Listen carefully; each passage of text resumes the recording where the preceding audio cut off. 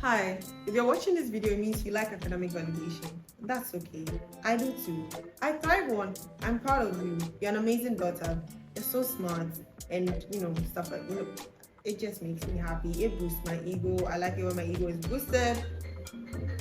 Whenever you're going to do a course, you should consider the short-term and long-term goals you have as a person, and the short-term and long-term effects of the course you're going to do. You should consider the skills you're going to acquire, and the skills you're going to gain and the knowledge you're going to acquire. I encourage you to look at it. How does it benefit me as a person? So I'm a pharmacy student, and I won't get up and go and do a course on coding because coding does not align with anything I have in my life plans. Nothing at all. So I have no business doing a course on coding unless I just want to do it for fun. I mean, if you want to do it for fun, that's amazing, that's all right. But then if you want to pay for something, get a certificate, something to put on your CV, yeah, I think it should be in line with whatever goal you have in mind for yourself. No pressure whatsoever. You can take it one step at a time. Where do I see myself in 5 years? What do I want to see on my CV in 5 years? What kind of skills do I hope to acquire in 5 years? You should do short-term goals before you jump to the long-term goals. It sounds complex and intense, but it actually isn't. Right? So let's just take public health. I did a course on public health in 2020, but then I was, that doesn't even matter. But public health. How does public health relate to my study in pharmacy? There's something we do in pharmacy called antimicrobial resistance, and public health falls under that, right? And it's a broad scope course. Broad scope courses are the best kind of courses to do outside your university of study or outside your personal, field of study as a human being. A very, very broad scope course that I have done that I would encourage everyone to do is project management. It's an amazing course. It's quite complex. Well, to me, it was quite complex. Like, I thought project management was like, time management, budget. Yeah, I've got this under control. And then you're telling me there's something called agile, 6-line, something. I'm like, bro, what the bloody fuck? I encourage everyone create a LinkedIn profile. You find job opportunities, internship opportunities. I encourage everyone, in university, even in senior high school, if you come across this video, you're encouraged to do a course, right? You should consider internship opportunities. It makes your CV look really, really, really pretty. And it just, adds more experience to the experience that you're going to have when you're applying for a job or you're moving forward in life or you encounter any kind of, situation as you're going along the path of life. Now, first off, there are two applications that I use primarily when I'm studying, right? And that's Coursera and edX. I'm going to talk about edX first because I was introduced to edX first before I came across Coursera like last year. So with edX, you have the main homepage when you open it on your computer. You see the courses are filtered by popular subjects, right? And you see the ones that are most trending. Now, I'm going to go to what I normally go to, that's medicine. And these are the courses available under this particular topic. Most of them are from Harvard.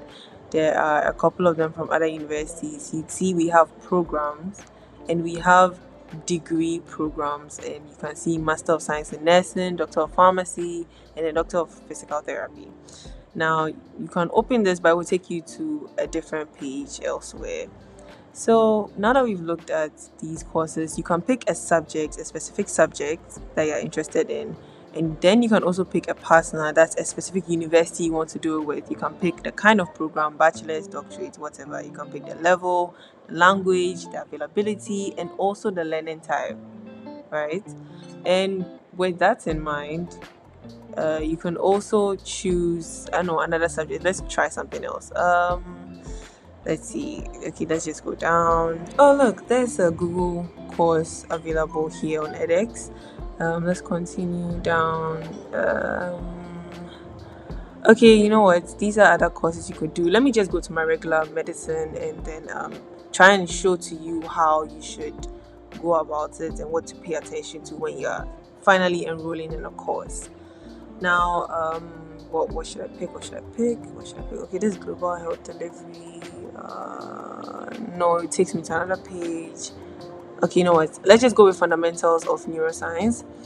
Right now, with this one, it starts on the 26th of August. You see, it gives information about the course, it tells you what you learn, it gives you the syllabus, it gives you a little information about your instructors, and a couple of more information. Now, this is what you should pay attention to: verify track and audit track. Now, the price is $169. So, with the auditing, you are given a limited time, and that's November 30th. But then you see, you can't get a shareable certificate, nor would your assignments be graded, right? And that is for auditing the track. So your available time is quite limited. So if you just want to audit a track, I'd advise that you try your best to finish it within the time frame that you've been given. Now, that's basically it for edX courses. If you're interested, you can enroll. You see, it's free, so optional upgrade available. So if you want to, you can decide to upgrade. On edX, when you create an account, you need to verify your account before you get a certificate, right? And with verification, you might have slight challenges because you have to take a photo of an ID card. It needs to be a nationally recognized card, so you can use your ECOWAS, your Ghana card, or your passport, or I think your driver's license too is accepted. When it comes to payment on edX, you use a credit card, a Visa card, and it's quite simple. You have your money in your account, you look at the course, you look at the cost, then you pay for it. Because even after you finish the course, you still have access to it. It's all yours because you paid. Yeah, you paid. I think that's what I really like about edX. Now, onto Coursera. With Coursera, the courses there are more. Yes, there are university, courses there, but some of the courses are from Google, right? Like on my screen here, you'd see that these are the courses available on the Coursera catalog. And when we go back up, you see that there are topics there. Most of them are IT oriented. So I don't really use Coursera because of my personal field of study. Now, this is the course I did, the Project Management Professional Certificate. Under this program, you have 6 courses, as I was saying, and you consider these 6 courses, you do all of them. When I was looking at it, I had to go through the top reviews and see what they had to say. So you check out the enrollment options, right? And for some courses on Coursera, you can, you're paying per month, so it's like a subscription. So I would advise that if you can afford it, you can do a course like this. With me, I was super wild with this one. So when I paid once that month, I just tried my best to finish everything within that month. And by the grace of God, I actually did. So let's check out another course. Okay, let's try Python with the University of Michigan. And Michigan, okay, whatever. So now, you see the skills you gain and how the specialization works. You can go through this before you actually decide to enroll. So this one also has 5 sub courses underneath this program. These are the top reviews. And this is also a course that is paid per subscription. As you can see, $48.99 per month. It's quite expensive. I'm not really a coding person, so this is not part of my problems.